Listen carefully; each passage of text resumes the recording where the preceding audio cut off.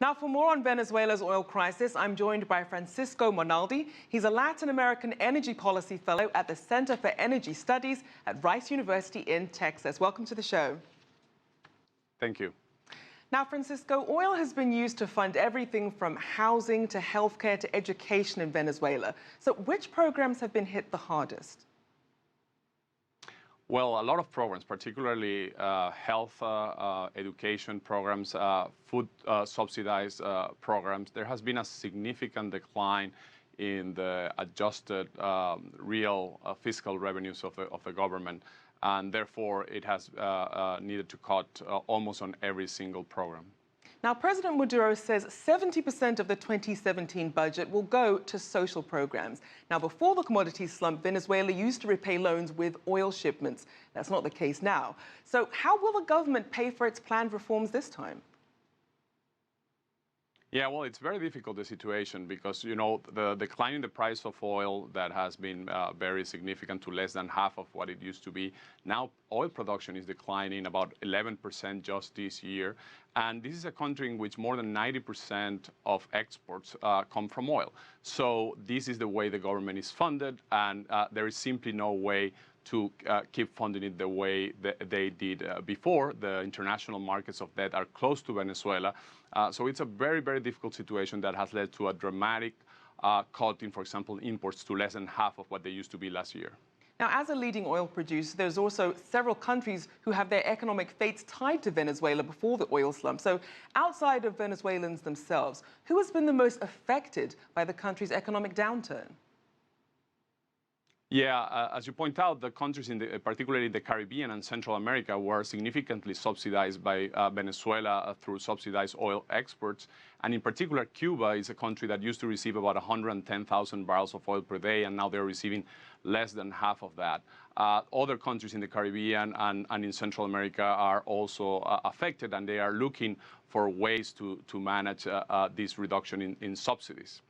So with that being said, you have these countries that have a vested interest in seeing Venezuela do well. So then what role should their allies play in really helping the country get back on its feet economically? Yeah, it's a very difficult situation. You know, the Venezuela probably will need some fiscal space. I mean, they need to implement very serious reforms, and they haven't been able to do it. And now they have asked the Chinese government for a grace period in payments of debt. They are searching for help in terms of, other OPEC countries that might help them. And in particular, they are trying to arrange this OPEC cut to get the price of oil going up, which are sort of the only things that they seem to be willing to do because of the political cost of the alternatives. And as you mentioned, OPEC did recently announce that it was going to cut oil production in an effort to stabilize prices. And that optimism actually pushed oil prices to a 3-month high. But given Venezuela's current trajectory, what sort of economic impact could we be looking at then in the mid to long term? Yeah, well, that certainly, an increase in the price of oil significantly improves the fiscal conditions of the government. But the situation is so dire, and as I mentioned, the decline in oil production is so significant, 11% in less than a year, that this is only barely compensating, the decline in revenues that they had from last year. So I don't think this is enough to get the country on its feet. They have also renegotiated, they have swapped some bonds. They are doing that right now. And if that happens, that will give also a little bit of breathing space for the government, maybe of about a year. But that's, again, not enough to sustain this dramatic decline in revenues.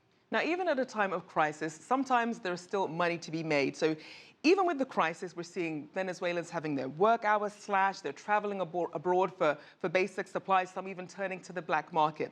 So with that being said, are there any potential financial winners or businesses that could really benefit from Venezuela's situation? Well, one thing that has dramatically changed is the pragmatism that in which the government is trying to attract foreign investors in oil. And of course, Venezuela has one of the largest endowments of oil in the world. And even though the price of oil is not, high enough to make it particularly attractive, it is an opportunity that some companies are looking very seriously, in particular to export gas to Trinidad and to Colombia, and also looking at the potential opportunities in the extra heavy oil that Venezuela has in plentiful quantities. Other than that, there are very few, new investments being planned in the country, and everyone seems to be waiting for what happens in the political sphere and in the price of oil to see if the country is going to be viable in the future. People are waiting and watching indeed. Thank you so much for your insights, Francisco Monaldi, Latin American Energy Policy Fellow at the Center for Energy Studies at Rice University.